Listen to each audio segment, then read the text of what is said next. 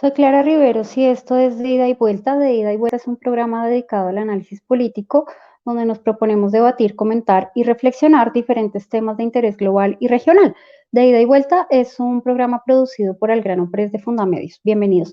Hoy vamos a hablar de Colombia, de la gestión del presidente Iván Duque que completa 2 años, del tema que ha acaparado el hacer informativo en el mes de agosto, que fue la detención del senador y expresidente Álvaro Uribe, y de las perspectivas que hay para Colombia de cara al futuro próximo. Hoy nos acompañan invitados desde Bogotá, Medellín y Washington. Vamos a empezar con Gustavo Duncan, quien se encuentra en Medellín. Gustavo es doctor en Ciencias Políticas de la Universidad de Northwestern, es profesor en el Departamento de Gobierno y Ciencias Políticas de la Escuela de Administración, Finanzas e Instituto Tecnológico conocida como EAFIT en Medellín. Es autor de los libros Más que plata o plomo y también de Los señores de la guerra. Gustavo es columnista desde hace varios años en los diarios El Tiempo y El País de Cali, y también fue uno de los miembros de la Comisión Histórica del Conflicto y sus víctimas, que preparó un informe sobre las causas de la violencia en Colombia. Bienvenido, Gustavo, buenas tardes. Buenas tardes, Clara, y muchas gracias por esta invitación.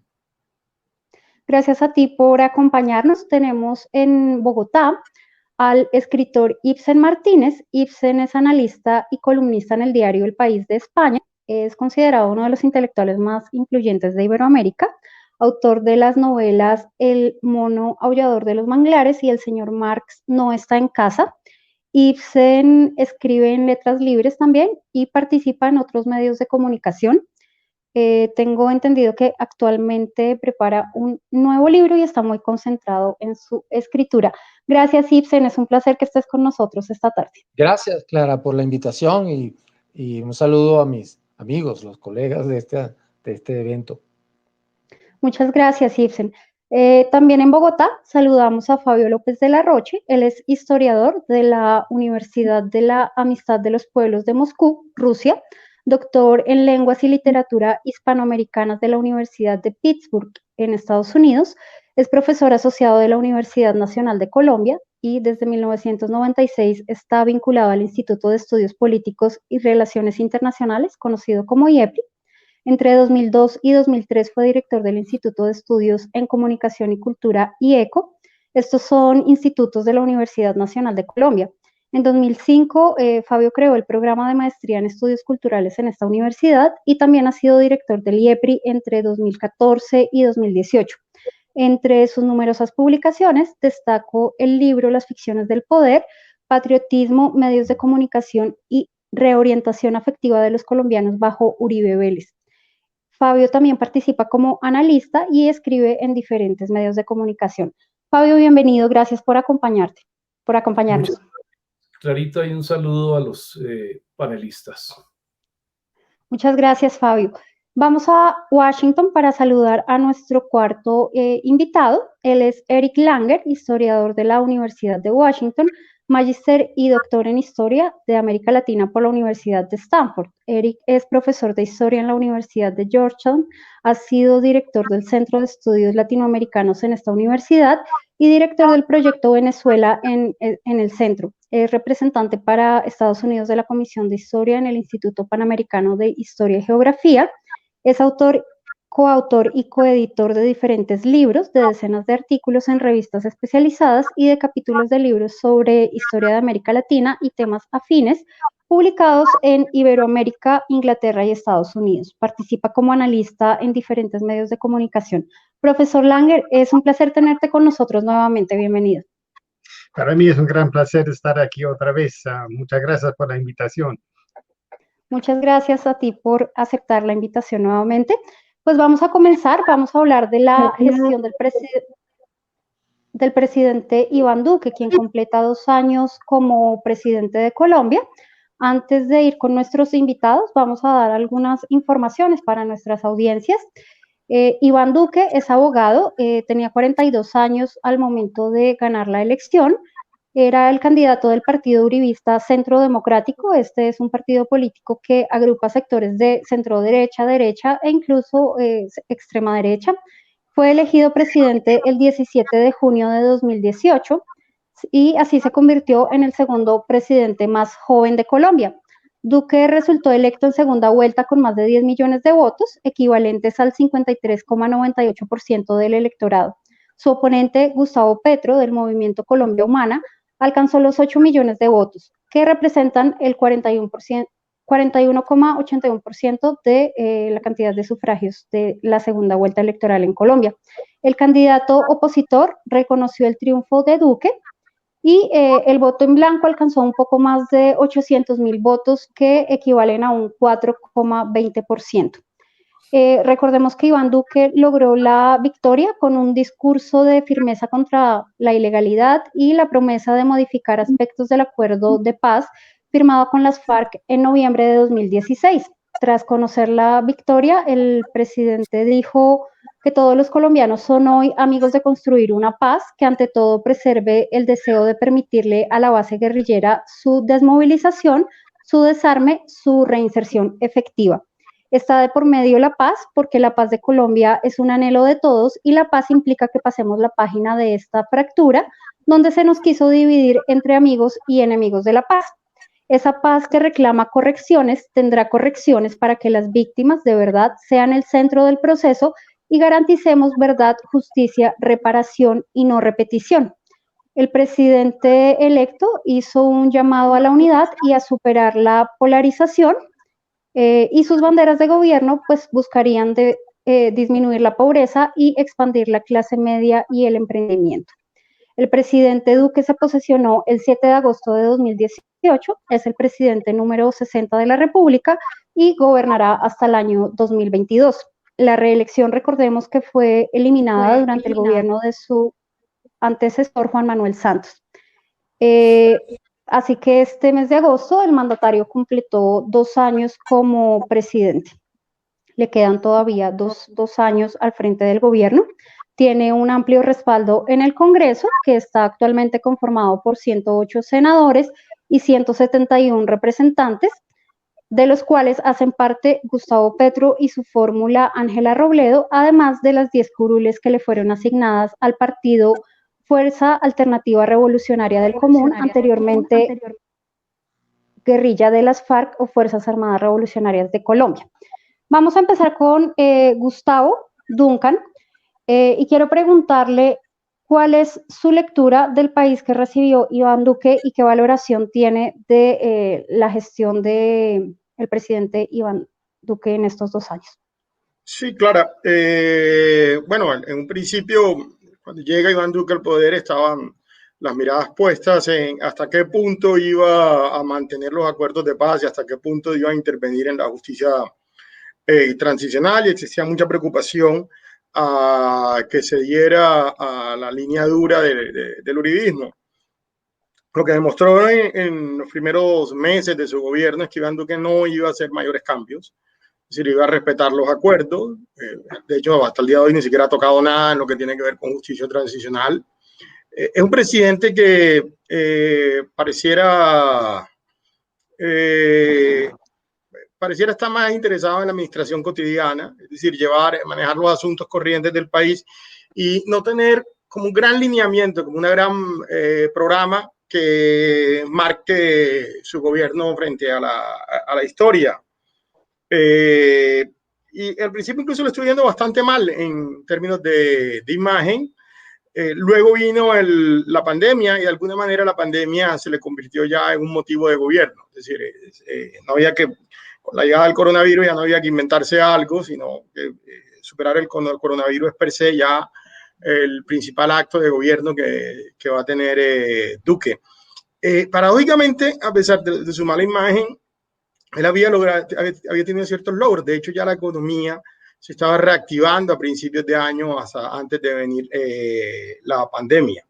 Ahora, la situación actual sí es mucho más comprometida, más difícil para él, porque el asunto no es solo manejar la administración corriente del Estado, sino que ahora tiene una exigencia política enorme. Es decir, con el encarcelamiento de Uribe, pues la detención de Uribe y todo como vaya a seguir ese proceso, y también con la fuerza que está adquiriendo Petro y otros sectores de izquierda en el que le van a poner, se le van a plantear a Duque muy duro, porque es prácticamente que su futuro como mandatario, como político, va a ser él el presidente del Centro Democrático que entregó el poder a esta izquierda radical, o no lo va a hacer, es decir, que va a hacer él como político para evitarlo.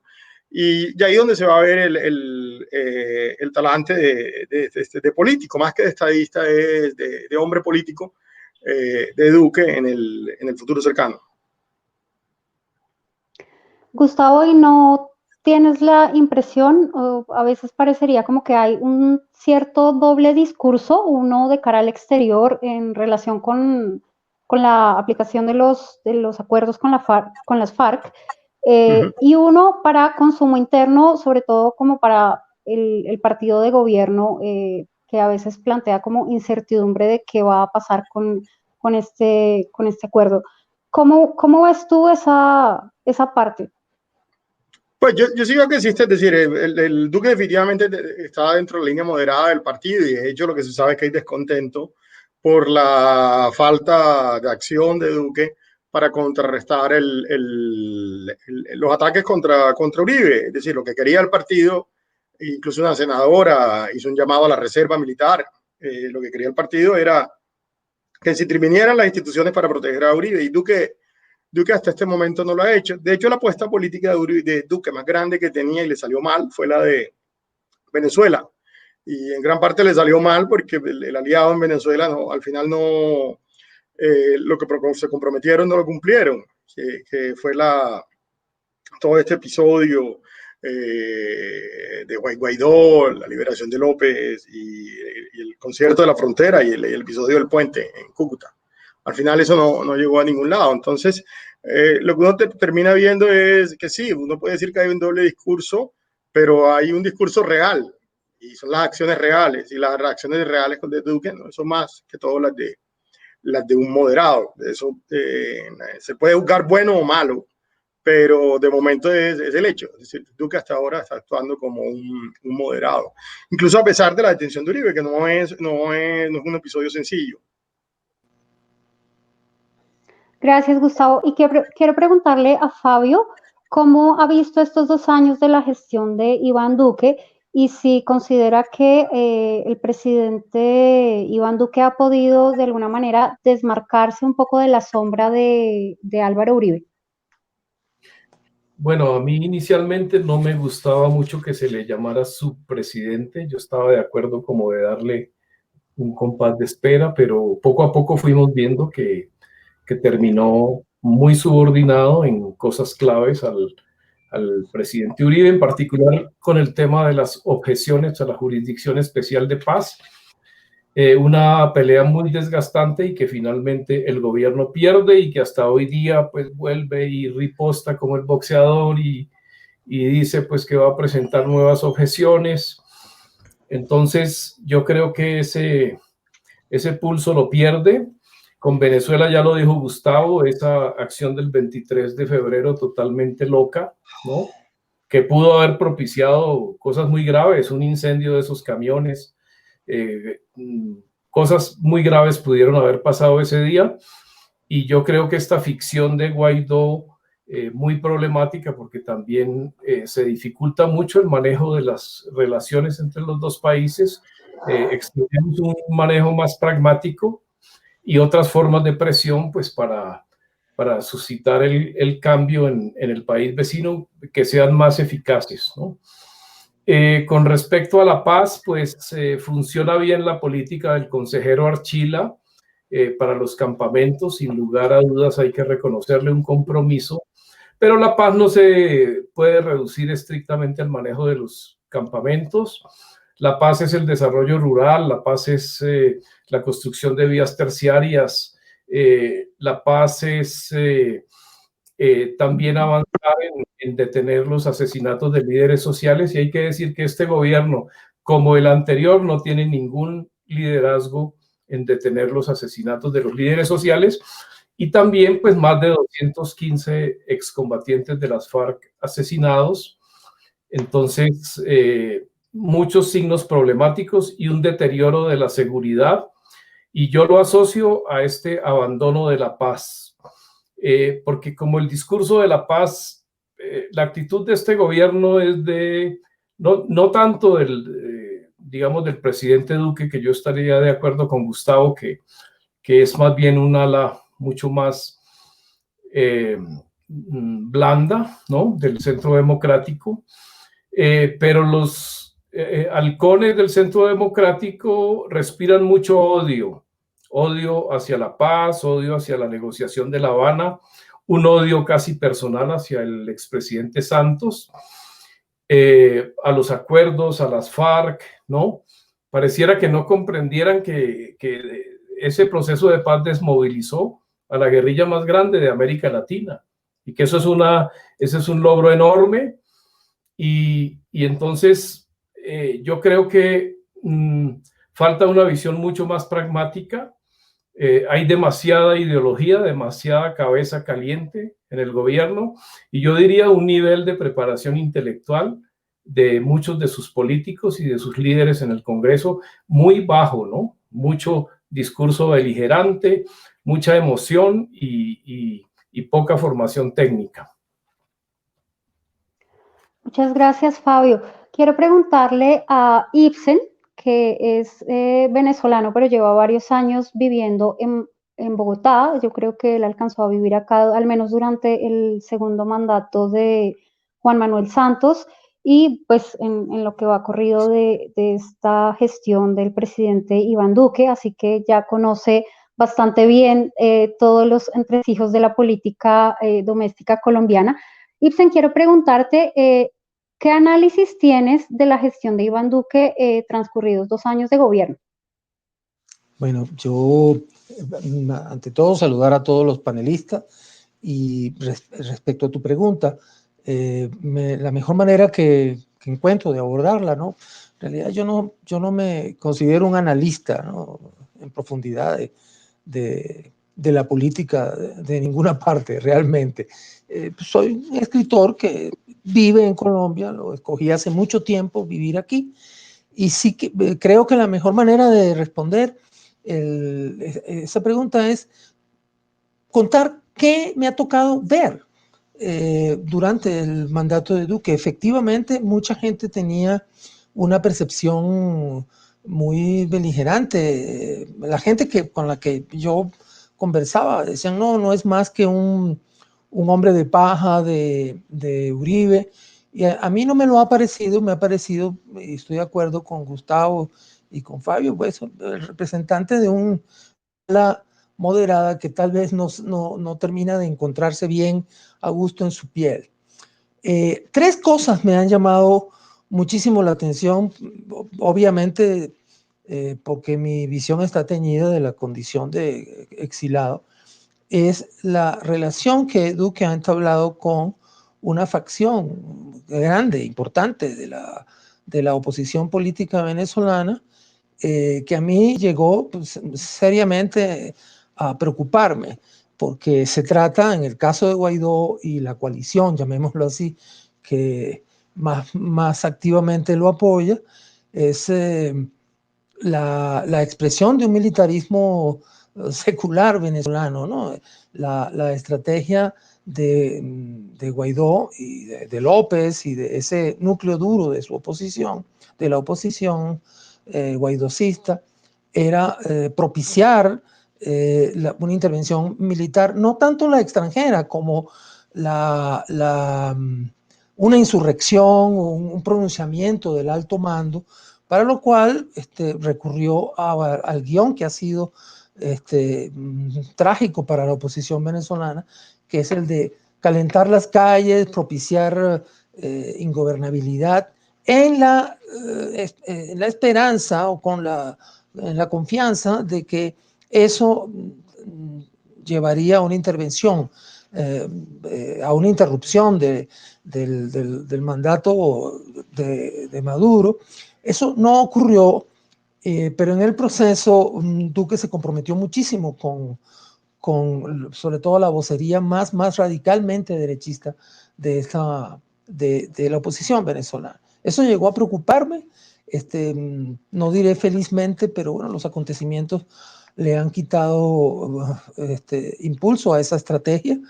Y visto desde ahí, Duque me parece que ha estado tratando de ocuparse del gobierno corriente, como lo llama Gustavo, y se han atravesado dos episodios que me han impresionado muchísimo de Colombia. Uno, muy favorablemente, que fue la ola de manifestaciones a finales del año pasado, que azotó a toda América Latina y que algunos observadores insisten en que se trataba de un movimiento coordinado por el Foro de Sao Paulo y otras hipótesis.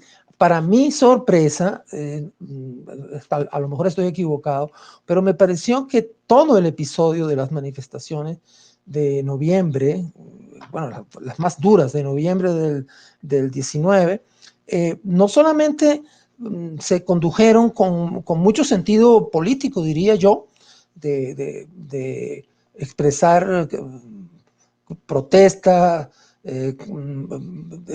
la condena a la pasividad del Parlamento a la hora de legislar socialmente, de dictar leyes sociales, y al mismo tiempo me sorprendió que esto no se desbordase como mucha gente lo esperaba, y que recurriese la violencia en Colombia.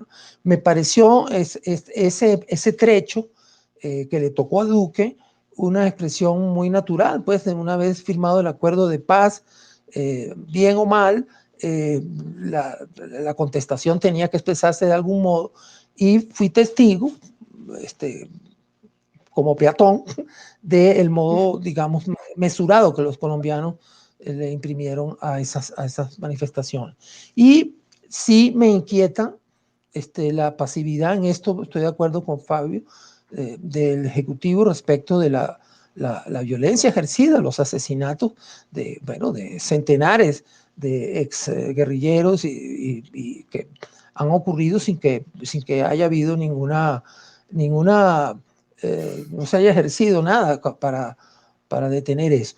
Y por último, sí me llama mucho la atención, me parece que no se puede criticar a Duque por haber expresado su desacuerdo con la Corte Suprema. Pienso que es coherente con lo que la agrupación que lo apoya ha hecho, pues, de promover eso que llaman el estado de opinión, pero no me ha parecido que obstruye la justicia en favor de Álvaro Uribe. Mucha gente piensa que esta podría haber sido o podría ser la ocasión de desmarcarse e imprimirle un carisma personal más a lo que resta del gobierno. No lo creo. Lo que veo es un gran protagonismo de Uribe, y eso me preocupa muchísimo, porque se está invocando ya una constituyente, reformar el sistema judicial, y eso nunca es, por lo menos a lo mejor es por mi experiencia personal, pero yo oigo la palabra constituyente y me sangran las encías, ¿no? Yo creo que el gobierno de Duque debería comenzar ahora, ¿no? Para uno poder efectivamente juzgar si efectivamente es el hombre de paja que me dijeron, que nos decían, o si las cosas se están moviendo, están en desarrollo, y hay una oportunidad de que esa moderación, el ala moderada, prevalezca. Claro que sí, pues tendremos que seguir atentos con esto, y ahorita en nuestro siguiente bloque pues tendremos ocasión de abordar un poco más en relación con la detención del senador Uribe. Quiero ir a Washington con Eric y quiero preguntarle, porque en el mes de julio el Departamento de Estado de los Estados Unidos le recomendó a sus ciudadanos no viajar a Colombia, pues a otros países de de América Latina y del Caribe. En el caso de Colombia, pues no solo por la pandemia y por el cierre de fronteras, también por la inseguridad del país y por otros factores. Y me surge la inquietud porque de repente es como si Colombia hubiera pasado en relativamente poco tiempo de ser ese país de moda que anunciaban en los medios internacionales hace un par de años porque iba mejorando su imagen paulatinamente, a ser otra vez ese país peligroso al que es mejor no ir. ¿Qué valoración hay en Washington sobre la gestión de Iván Duque, quien completa dos años de gobierno? Bueno, en primer lugar, yo conozco a Iván Duque, es mi amigo, él estuvo aquí en Washington y más bien quiero hablar de eso justamente. Um, Él estaba en el BID, es un tecnócrata y me parece que el pueblo colombiano cuando votó por el continuismo, votó por la tecnocracia de alguna forma y él está cumpliendo con ese programa, ¿no? Que él trata de mantener estabilidad, él trata de no está innovando mucho, no está reformando. Obviamente su contrincante en eso era Gustavo Petro, que era mucho más de izquierda y tenía algunos tenían miedos con él.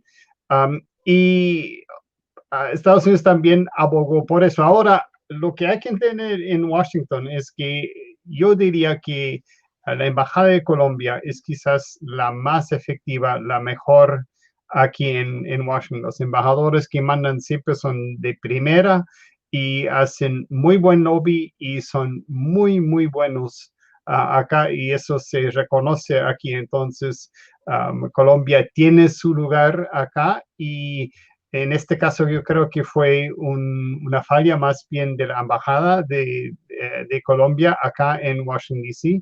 A mí me parece que la situación de seguridad no ha cambiado mucho en Colombia, pero el gran problema tenemos acá y quizás sea más que tenga que ver con Estados Unidos y nuestra posición ahora y nuestra situación en términos de la institucionalidad y todo eso, que ya no tenemos esa predecibilidad, ya somos impredecibles porque el Departamento de Estado, por ejemplo, ha sido vaciado con las purgas de los trumpistas, entonces hay mucho menos gente competente dentro del Departamento de Estado y ya no hay exactamente, no hay muchos especialistas que no sean sumamente ideologizados en el Departamento de Estado. Obviamente hay funcionarios menores que son los de siempre, burócratas, y son muy competentes y muy buenos,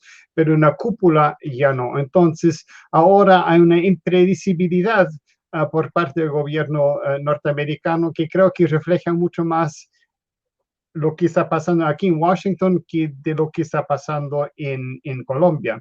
Porque es evidente que el presidente Duque siempre ha tratado de ser amigo de Estados Unidos, siempre ha tratado de mantener una alianza muy estrecha con Estados Unidos y eso ha funcionado por muchos años ya para Colombia y lo ha hecho bastante bien. Entonces, me parece que hasta los colombianos estaban sorprendidos y nosotros aquí en Estados Unidos también, porque en realidad nada había cambiado. Entonces, ¿por qué eso? Entonces, la única forma que me explico eso es por los problemas que tenemos aquí dentro de Estados Unidos, que estamos bajando de la primera potencia mundial a otra cosa que todavía no sabemos.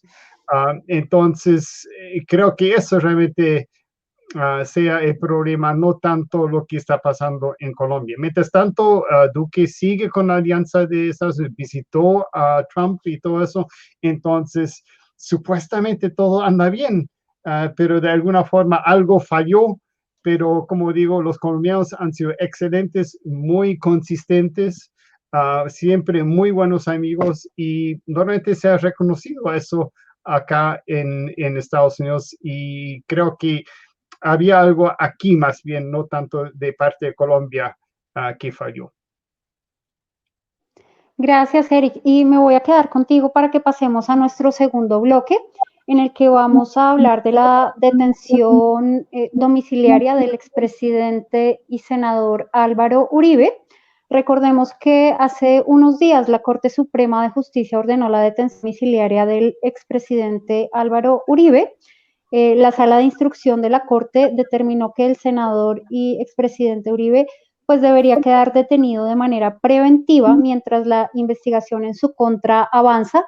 La Corte argumentó las razones para la detención en un documento de 1.554 páginas, en el cual la Corte plantea que puede hacerse la inferencia razonable de que por interpuesta persona y en distintos eventos que se ofrecen recurrentes, el senador Uribe Vélez efectuó ofrecimientos o promesas de beneficios económicos y o jurídicos a varios testigos para que declararan falsamente a su favor. La Corte señala que el rol del expresidente fue fundamental y muy activo en todas las fases que se requirieron para conseguir esos testimonios y que además fue el determinador, inductor y beneficiario de toda esta idea criminal de presentarle al alto tribunal falsos testigos. Por todo esto, la Corte Suprema de Justicia ordenó la detención del senador como medida preventiva para evitar que obstruya de algún modo la investigación. Su abogado Diego Cadena también se encuentra detenido. Álvaro Uribe pues renunció últimamente al Senado y habrá que ver ahora si este proceso continúa a cargo de la Corte Suprema o pasa a la Fiscalía. Como es de suponer, pues toda esta gestión ha generado múltiples reacciones dentro y fuera del país y Estados Unidos no ha sido la excepción. Vimos hace unos días al vicepresidente instando a el gobierno Duque a que de alguna manera ejerciera cierta presión para que este héroe, así lo llamó en alusión al presidente Uribe, pueda defenderse en libertad. Seguidamente, pues un senador demócrata dijo que nadie puede estar por encima de la ley.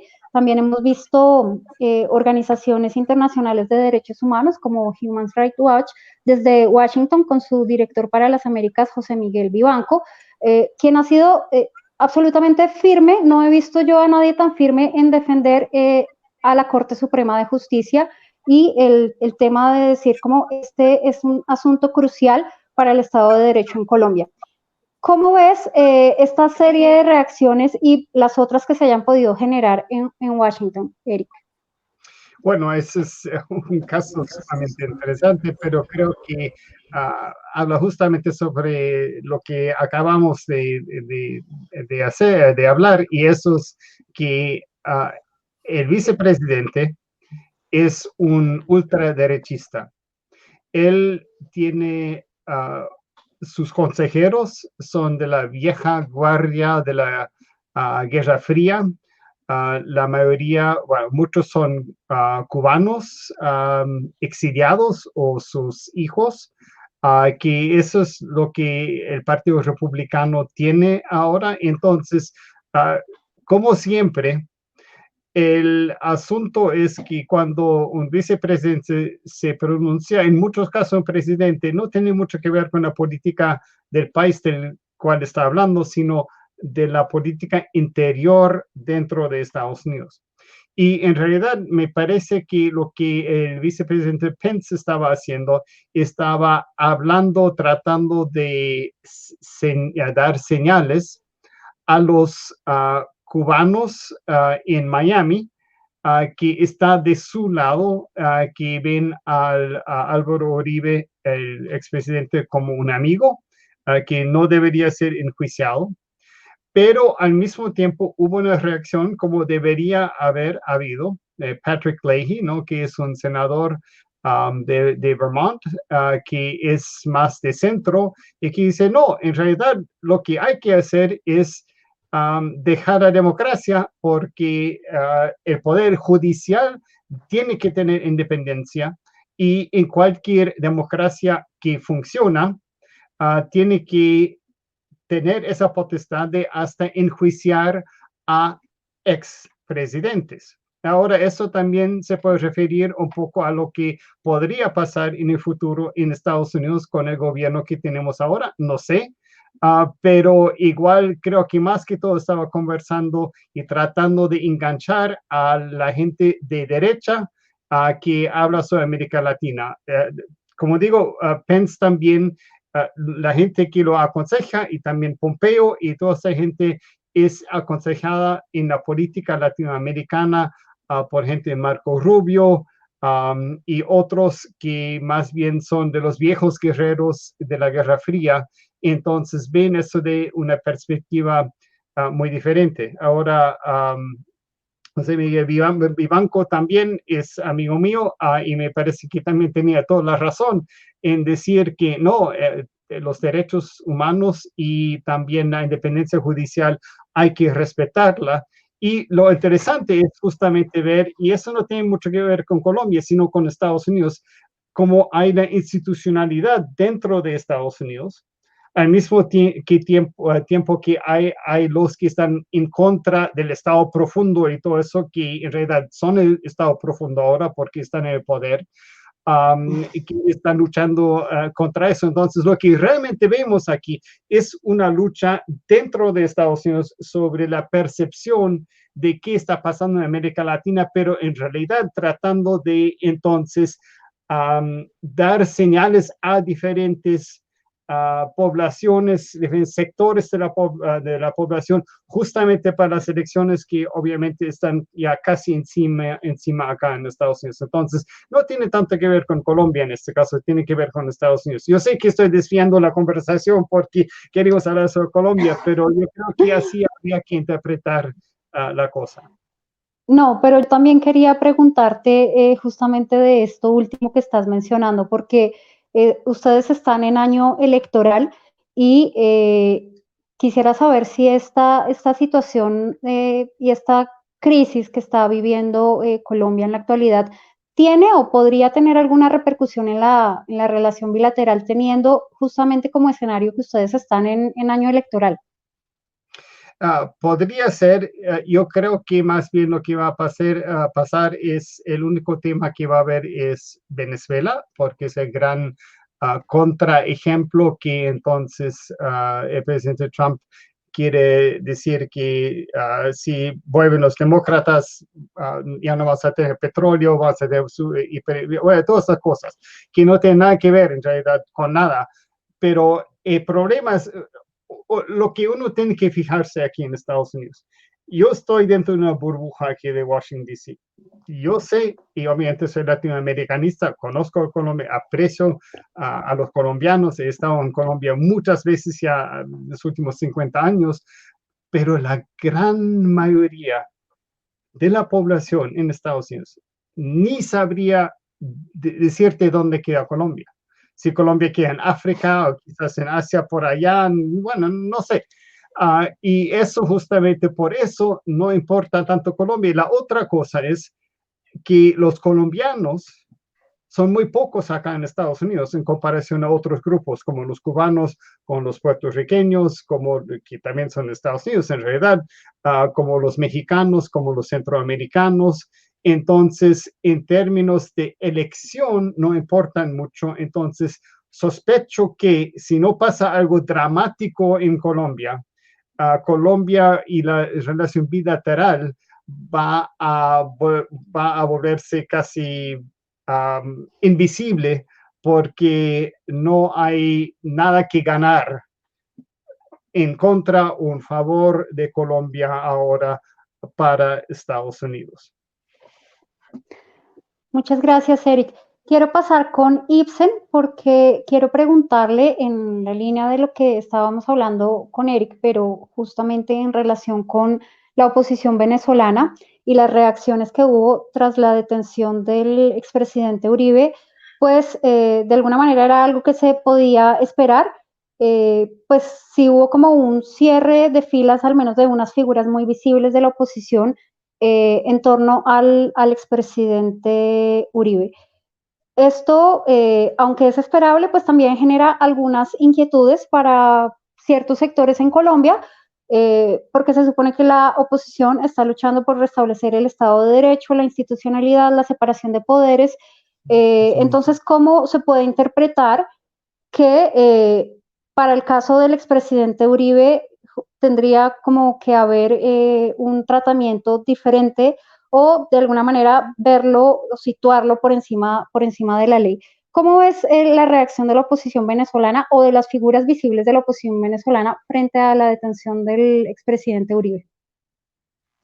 Bueno, primero yo quisiera poner de bulto algo que no, a menudo echo de menos cuando se habla de esto en la conversación, pues, digamos, pública, y es el desconocimiento profundo que tienen nuestras élites. Hablo de las venezolanas en particular, respecto del resto de América Latina, pero curiosamente respecto de Colombia. Es decir, la reacción ha sido automática, no solamente de las figuras más a la derecha de la oposición política, sino de gente, digamos, más moderada. Sin ningún matiz suele interpretarse que Uribe es el enemigo de mi enemigo, entonces debe ser mi amigo. A mí lo que más me ha inquietado es la interpretación que se le da a un hecho que debería ser idealmente aceptado pues, por todo el mundo. La Corte Suprema tiene injerencia en el país y tiene que ocuparse de esto, y un vicepresidente puede perfectamente ser encausado. En Venezuela, la interpretación que se le da es para mí muy alarmante, no solamente porque se le atribuye a una especie de infiltración de las FARC y del el Foro de Sao Paulo, ahora llamado Foro de Puebla, en el aparato judicial colombiano, y que eso responde a un plan preconcebido, y por eso hay que estar con Uribe.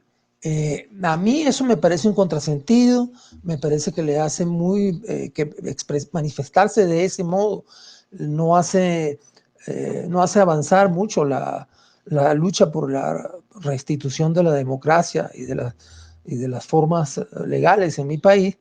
Y por otro lado, creo que la oposición venezolana, aquí en esto me parezco mucho me acuerdo mucho de lo que acaba de decir Eric Klanger, y es que para Venezuela sí es muy importante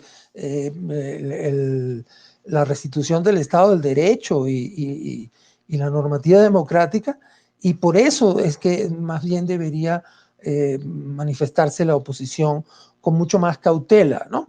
Se entiende que han sido aliados, se entiende que forman parte de la lucha contra una dictadura en particular, la de Maduro, pero me parece que la oposición en Venezuela, la que se manifestó de ese modo, pierde de vista el futuro, porque creo que lo ideal es que se normalicen las relaciones diplomáticas, y creo que ahí uno puede esperar de parte del gobierno de Duque alguna modificación de fondo respecto de las relaciones bilaterales. Yo lo esperaría. Y por otro lado, creo que una vez agotada la estrategia de Guaidó, que ha llegado a un callejón sin salida, porque su base militarista no prosperó, y porque no va a participar en elecciones, no tiene una estrategia frente al fraude al que nos invita Maduro. Creo que el tema colombiano va a ser más emotivo que otra cosa. No va a permitir un debate en Venezuela que clarifique las expectativas de los demócratas, y sobre todo, para terminar, creo que esa reacción manifiesta en mi país pierde de vista un hecho que para mí es singular, que es la aparición de un centro en Colombia, de un centro político. Es una consecuencia, pienso yo, que natural del acuerdo de paz. Es que cuando hablo de un centro, hablo de un espectro, pues, ¿no?, que va desde la izquierda moderada o de la izquierda que se aviene a actuar en según las normas democráticas, a sectores de centro derecha o liberales de centro, bueno, que son una creciente corriente en Colombia con la que los venezolanos no están familiarizados y que me parece que debería ser atendido. Todo este proceso a mí me ha resultado muy, muy esclarecedor. Y por último voy a piropear al país que me acoge, y es que siempre se trata de minimizar o de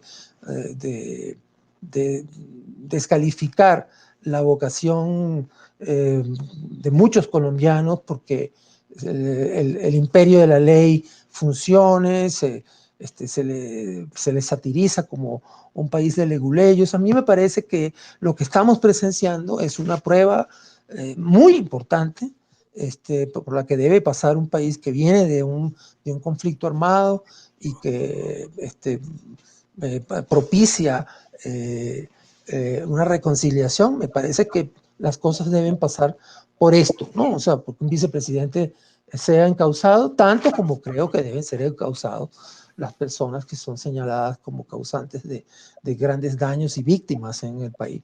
Así que me da la impresión de que después de que el liderazgo de ese caudillo civil-militar con el que simpatizan tantos venezolanos, va a tener que afrontar un proceso y que otras fuerzas van a ir ganando espacio en Colombia, ¿no? Espacio y voz. Bueno, eso es lo que yo percibo. Gracias, Ibsen. Quiero pasar con Fabio para preguntarle cuál es su lectura de esta coyuntura tras la detención del expresidente y senador, o bueno, ahora ex senador Álvaro Uribe, porque tanto sus defensores como sus detractores han vuelto sobre la gestión Uribe, tanto para exaltarlo y defender su heroísmo, como para volver sobre su récord lamentable, sobre todo en materia de derechos humanos, y en el tema de su gobierno, que fue autoritario y pues muchas veces incluso pasó por encima de la Constitución respecto a algunos temas. Fabio, ¿qué lectura tienes tú de esta coyuntura?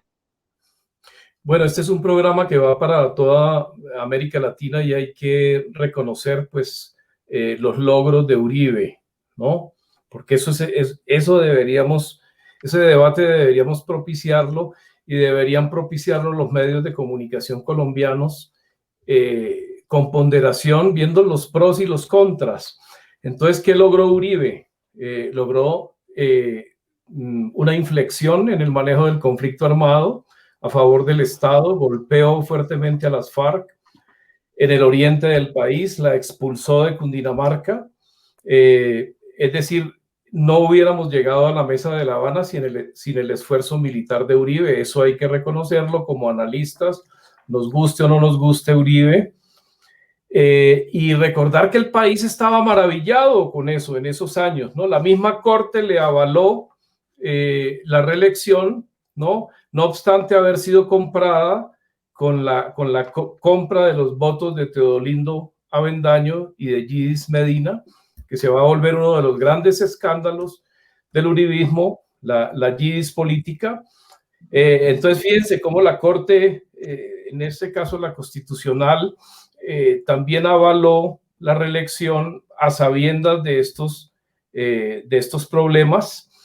Entonces yo creo que lo que el país tiene que ir avanzando en su conversación es ver los logros, pero también cómo se logró y qué costos tuvo esa política de contención militar de las FARC, cómo afectó esa alianza con el paramilitarismo a miles de campesinos de este país, de familias campesinas que perdieron sus territorios, que perdieron sus hermanos, sus hijos, sus padres en esa alianza.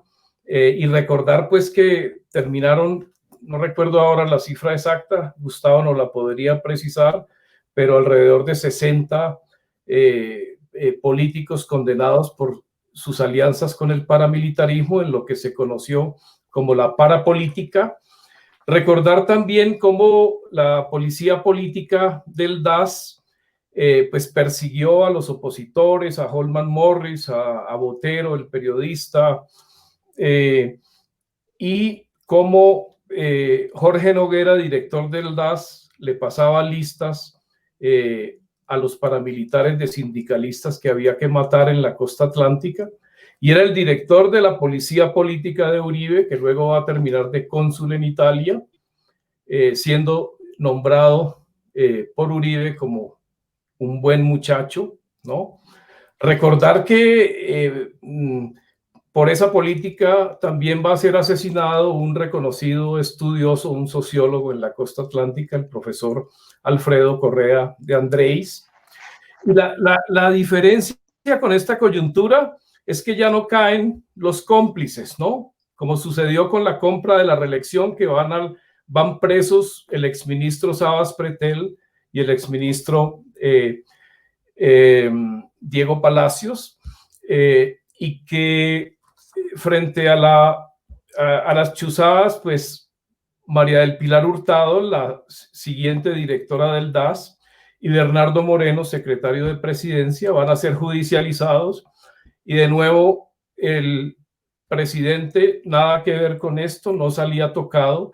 La diferencia de este proceso judicial es que ya el presidente va a ser tocado en su responsabilidad, y recordar que todos estos delitos de la yidis política, de las chuzadas, la instalación de micrófonos por parte de la Matajari, ¿no?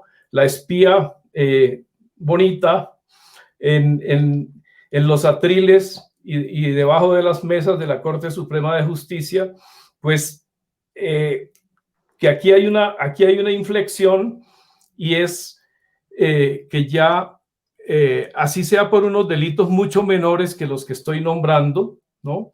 Pues el presidente va a resultar judicializado.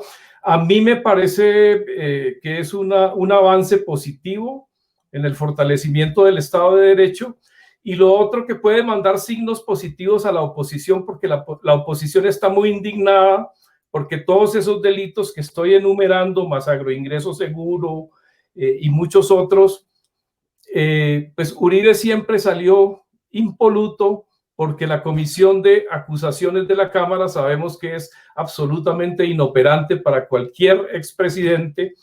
Por eso se le llama en nuestro país comisión de absoluciones de la Cámara.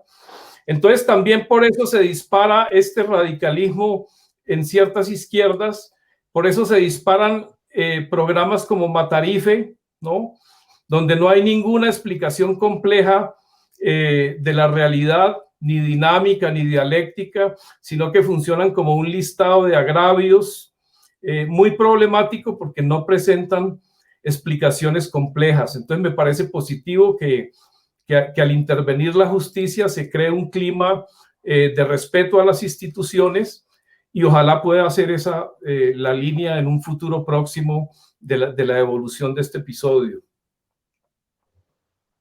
Gracias, Fabio. Quiero preguntarle a Gustavo cuál es su análisis de esta coyuntura de la detención del expresidente Uribe, porque algunos han hablado de una persecución judicial contra el expresidente, otros dicen que la justicia está haciendo lo que tiene que hacer para evitar la manipulación del proceso que se sigue al senador, y pues que nadie puede estar por encima de la ley.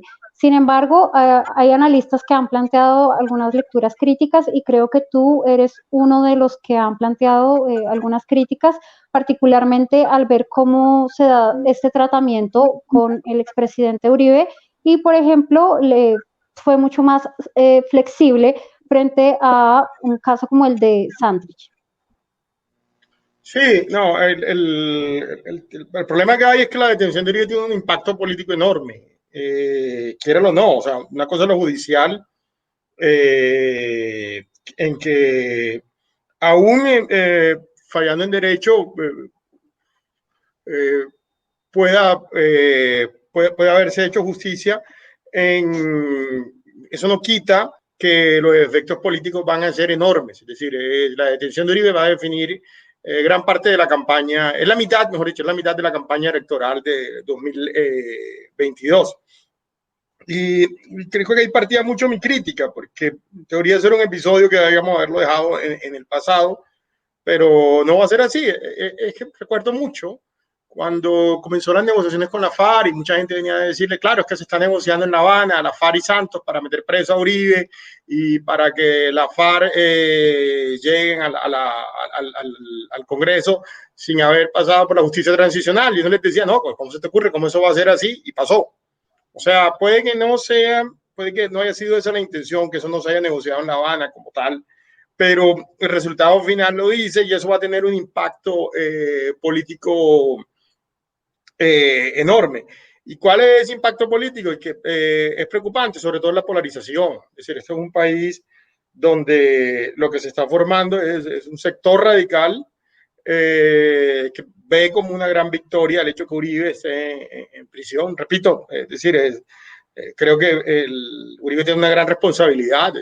Los abogados que escogió, las prácticas que se hicieron, algunas son impresentables y eso llevó a la decisión que llevó. Pero al margen de eso, hay todo un sector, ahora mencionaba Fabio el caso de Matarife, hay todo un sector que comienza a aglutinarse alrededor de una visión más radical. Y también hay un sector contrario que surge con esa visión radical, y ambos con tendencia, llamémosla populista en el sentido en que se apela al pueblo, se apela a la gran mayoría, a la gran masa, para pasar por encima de las instituciones. Y esa es la gran preocupación que hay al día de hoy. De hecho, este es un escenario político inconveniente, es el peor escenario político que puede encontrar un candidato de centro o las fuerzas de centro que quieran algún tipo de moderación, que quieran evitar algún cambio constitucional o quiera, bien sea a través de una constituyente o bien sea la llegada de algún tipo de gobierno amenazando al Congreso, que si no apelan a los cambios que quieren hacer, pues movilizarán al constituyente, es decir, a la gente. Creo que son las amenazas veladas que existen. Entonces, no creo que haya sentado bien políticamente la detención de Uribe. Es más, no creo que tampoco que vaya a servir en gran parte para el tema de verdad. De hecho, por lo que se está buscando Uribe es mínimo.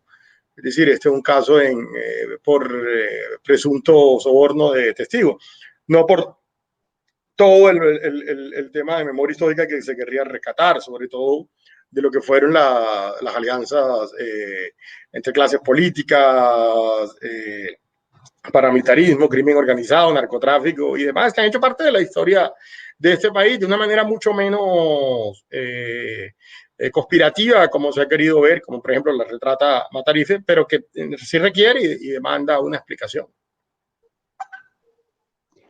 Gracias, Gustavo. Y vamos a pasar a nuestro último bloque porque se nos está terminando el tiempo y quiero preguntarles a todos en relación justamente con lo que estaba planteando Gustavo, y es teniendo como trasfondo esta coyuntura, pero también populismos y posiciones radicales a lado y lado del espectro político y ideológico de Colombia, y en un escenario de diferentes crisis económica, de coronavirus, en una situación en la que Colombia enfrenta muchas dificultades, en una creciente crispación social y una polarización política muy preocupante. ¿Qué vamos a ver y qué podemos esperar en el futuro próximo? ¿Qué esperar de la gestión de Iván Duque, a quien le quedan 2 años de gobierno? ¿Y cuáles son como los principales desafíos para la institucionalidad en Colombia de cara al futuro próximo? Ibsen, por favor. Bueno, imagínense, yo esperaba que le tocara a otro primero. Mire, yo lo que pienso al respecto de qué podemos esperar de Duque en lo que queda de su mandato, en atención al contexto de una pandemia, bueno, el impacto económico que ha tenido la cuarentena, y un cuadro de crispación, como bien dices, ¿no? De crispación en el país. Yo creo que hay que esperar lo que se debe esperar de la condición humana. Yo me temo que, o uno de los temores es que la vocación autoritaria que hay en toda América Latina se exprese sobre texto de combatir la pandemia y de allanar sus efectos. Como eso va a durar y no depende de la voluntad del deseo de las mayorías, yo creo que ahí hay un peligro, ¿no? Que quien está llamado a conjurarlo es obviamente la cabeza del Estado. A mí eso me preocupa y creo que es una de las cosas de las presiones a las que va a estar sometido Duque, va a ser meterse por ahí, darle por ahí al tema de la pandemia. En cuanto a las consecuencias yo estoy de acuerdo con Gustavo que las consecuencias del encauzamiento del vicepresidente son un parteaguas, ¿no? Y creo que hay reservas en Colombia como para que se pueda pasar ese episodio que el uribismo más duro quiere plantear como traumático si no se modifican las leyes y las normas. Yo creo que más grave que las consecuencias políticas del encauzamiento de Uribe es cómo va a ser Colombia con la pandemia y con la desigualdad que se va a agravar con esta recesión. Eso es lo que avisoro, pues. Muchas gracias, Ibsen. Pues ha sido un placer tenerte con nosotros esta tarde. ¿Me van a echar o me puedo quedar? ¿Cómo puedo escuchar el resto del programa? No sé. Claro que sí. Vamos a seguir con Gustavo, porque quiero preguntarle, pues en la línea de lo que venía planteando en su intervención anterior, ¿cuáles considera que son esos desafíos y perspectivas para Colombia en el futuro próximo?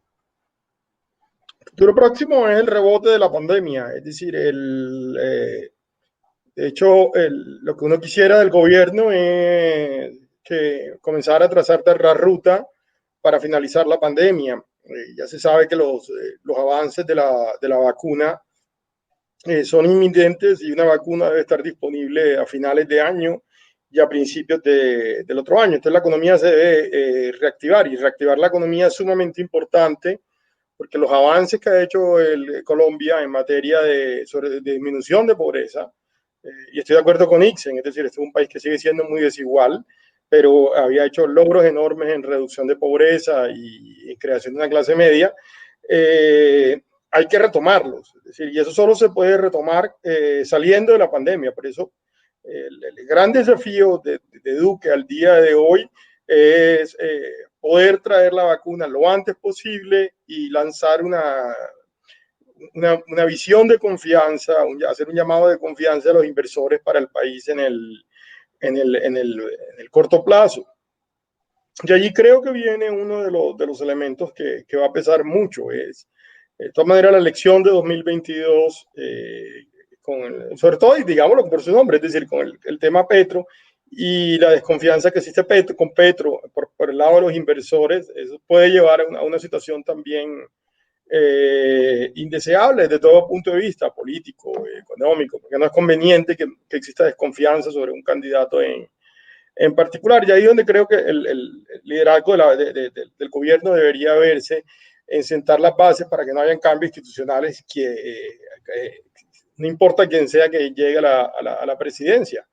Y con eso se podría espantar el fantasma del populismo que creo que es lo que al día de hoy podría hacer que el país no recuperara la senda de crecimiento y mejora de las condiciones de vida que había logrado en años anteriores. Así, gran parte de estas respondieran al precio de los commodities. Colombia había sido un país que, mal que bien, había logrado manejar bien su economía. Y que ahora está muy emproblemado este tema. El segundo trimestre del año dice que tuvo una recesión de alrededor del 15%. La pobreza ha aumentado drásticamente, 45% está se decía como en junio, y además también muy alta. Pues, sí, no, la situación es crítica, la situación económica de Colombia es crítica. pero es una situación de alguna manera coyuntural. Es decir, lo que pasa es que la máquina está apagada por la pandemia, pero el país ya debe comenzar a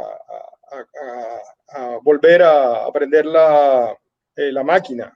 Hay razones para hacerlo. Colombia pareciera ya haber alcanzado el pico, que va a ser una meseta. De hecho, el mejor indicador para saber cómo va la pandemia ni siquiera son los contagios. Eso no dice, no es muy preciso porque depende del número de pruebas.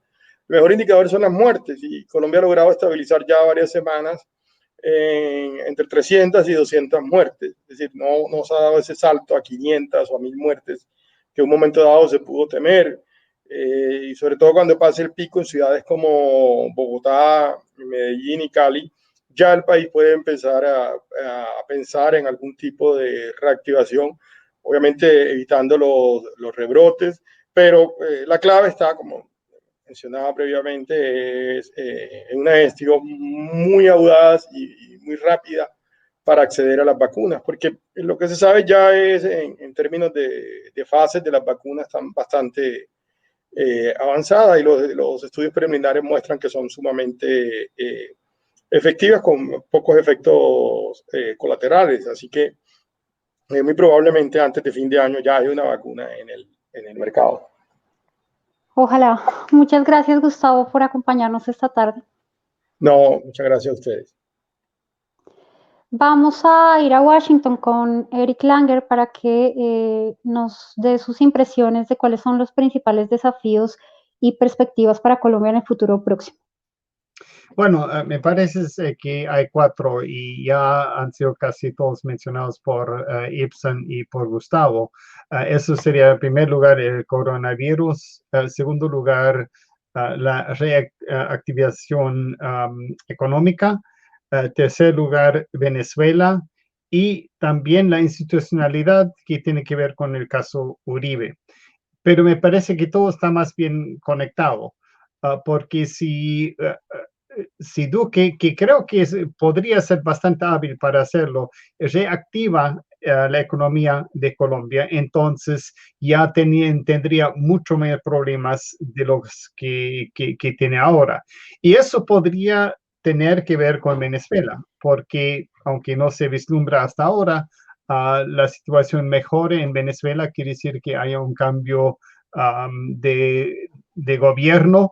Entonces, toda esa frontera y todo ese país vecino podría volverse un campo muy fértil económicamente para los colombianos y se podría, obviamente, porque Venezuela está por el suelo económicamente, se podría reactivar también la economía de Venezuela y obviamente también ayudando la economía colombiana. Al mismo tiempo, yo creo que hay que cuidar muchísimo la institucionalidad. Y espero que Duque esté al tanto de eso, porque el problema obviamente es que él se declaró en favor de Uribe y eso no ayuda a la separación de poderes y hay que ver allá. Y también obviamente la paz. Hay, como sabemos, guerrilla otra vez, pero más que todo el problema otra vez se vuelve lo que ya hemos hablado, que es Venezuela, que allá tienen albergue, tienen refugio, y es allá que se van repotenciando para poder incursar quizás en el futuro más en Colombia, especialmente los guerrilleros que están en la franja sur de Venezuela, que están traficando con el oro y todo eso y pagando también el régimen. Entonces todo está concatenado y es una solución, quizás un nudo gordiano que si Duque sabe cortar ese nudo de alguna forma, entonces podría salir ganando de todo eso, porque aún si Venezuela se resuelve también el problema de Uribe, también de alguna forma también se resuelve mucho más, porque el gran miedo que tienen muchos colombianos que Colombia se vuelva como Venezuela, y si ya no hay ese apoyo y si ese modelo ya no funciona, entonces creo que se quitaría un poco ese miedo, entonces el supuesto peligro de los populistas sería mucho menos, porque al final creo que, por ejemplo, Petro en realidad es bastante diferente que Maduro o de Chávez, y él también, yo creo que sabe aprender qué es lo posible y qué no es posible. Obviamente, en Colombia, por suerte, hay mucha institucionalidad ganada de una forma muy dura a través de una guerra muy larga y todos esos problemas que los otros panelistas han hablado. Pero yo creo que el futuro podría ser bastante amplio y bueno, positivo para el país si Duque sabe administrar bien las cosas y si hay una reactivación más que todo económica después del coronavirus. Profesor Langer, muchísimas gracias por acompañarnos. Ha sido un gran placer tenerte con nosotros esta tarde. Vamos a finalizar con nuestro invitado Fabio López de la Roche en Bogotá, para que nos aproxime cuáles son, en su opinión, esos desafíos y esas perspectivas en un panorama de crisis, como las diferentes crisis que experimenta Colombia actualmente. Bueno, insisto, si bien la detención del senador Uribe pues puede exacerbar la polarización, al parecer hasta ahora no se mantiene en niveles similares. Las encuestas han mostrado aceptación a la decisión de la Corte, los sondeos. El problema preocupante, me parece, es la ideologización en el partido de gobierno, en el ala más radical, pero habría que ver si es que hay un ala blanda y si hay alguien más en el sector blando que Iván Duque, porque lo cierto es que estos halcones destilan mucho odio hacia la paz, mucho odio hacia Santos, hacia las FARC, hacia la izquierda, con una visión totalmente mítica de la izquierda. No hay ninguna visión concreta de toda la complejidad del mundo de la izquierda, que es un mundo complejo. Ellos han asociado en el imaginario colectivo que izquierda es igual a FARC, que izquierda es igual a guerrilla, y pues eso dista mucho de la realidad efectiva del mundo de la izquierda. Y por lo demás, yo como investigador de los temas de la cultura y de los temas de los medios de comunicación, pues debo decir que me preocupa mucho que el debate se nos está yendo a géneros que incluso eran del siglo XIX, ¿no? Como los de la invectiva, ¿no? Yo te acuso de ser moralmente perverso, el libelo difamatorio, ¿no?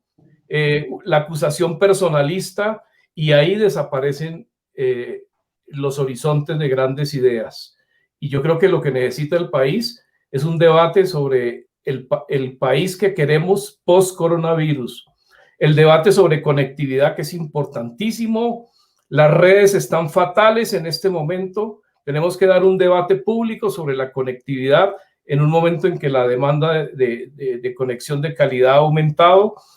¿Qué vamos a hacer con el sistema de salud? La investigación sobre salud y en general la investigación científica, el empleo, la renta mínima vital, ¿no? Ahí está el expresidente Uribe en su intervención de ayer, a las entrevistadoras de Semana, casi que diciendo pues que el mínimo vital, la renta mínima vital debe ser una propuesta, y casi que haciendo de su proceso judicial un lanzamiento de su campaña política o de la campaña de su partido. Y yo diría también el país tiene que dar debates que no está dando, el tema de las penas para las FARC, el tema del reclutamiento de niños, que es un tema indudable, ¿no? Los que hemos estado en las mesas nos hemos encontrado con los testimonios de los indígenas sobre el reclutamiento sistemático de sus muchachos, las penas, el aporte de verdad que debe haber en la JEP, muchos debates, digamos, donde las víctimas de las FARC también exigen respuestas y no es una reivindicación ramplona de una derecha solamente ideológica. Entonces yo invitaría pues a que los medios contribuyan también a ese debate. Aquí tenemos sectores en la izquierda que siguen pensando que Maduro es una opción, ¿no? Prescindiendo de una evaluación de la diáspora venezolana que ha producido ese régimen. Entonces, hay muchas cosas que hay que ponerlas en el debate público y desafortunadamente a veces los medios no contribuyen a esta conversación franca que tendríamos que tener y el rector de los Andes, Alejandro Gaviria, ha llamado recientemente a conversar sobre muchas cosas no conversadas, ¿no? Fabio, muchas gracias por tus reflexiones. A todos nuestros participantes, gracias por aproximarnos su análisis sobre la gestión del presidente Iván Duque, quien completó este mes de agosto 2 años de gestión presidencial. También hemos podido ver y aproximar algunas ideas y algunas reflexiones sobre la coyuntura tras la detención del senador Álvaro Uribe y las perspectivas y desafíos para Colombia en el futuro próximo. A ustedes, gracias por acompañarnos y esperamos vernos en una próxima edición de Ida y Vuelta para ver qué está ocurriendo en otro lugar del mundo.